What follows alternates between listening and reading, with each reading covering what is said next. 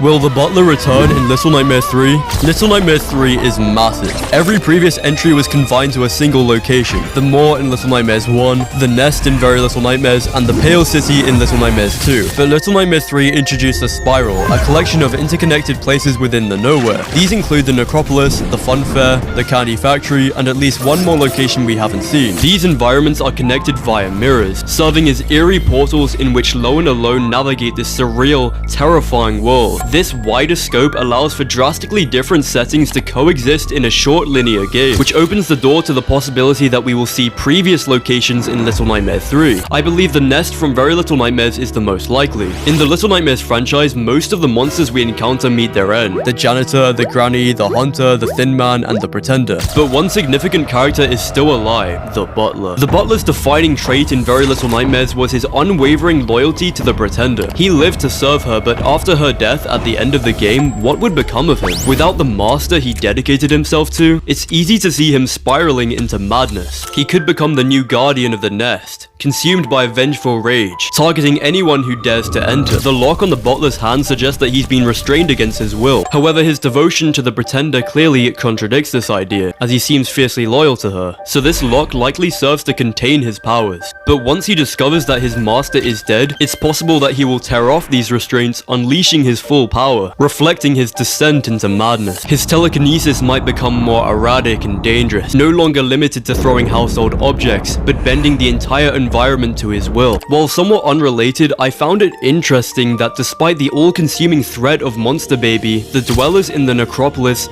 spent their final moments smashing as many mirrors as possible. So perhaps Lo isn't the only entity that can use the mirrors as portals. Other monsters from the nowhere could have made their way into the Necropolis during the siege, which might explain why the dwellers are missing chunks of their body parts. This theory also supports the idea that the Butler might use mirrors in a similar way, adding another layer of threat to his character.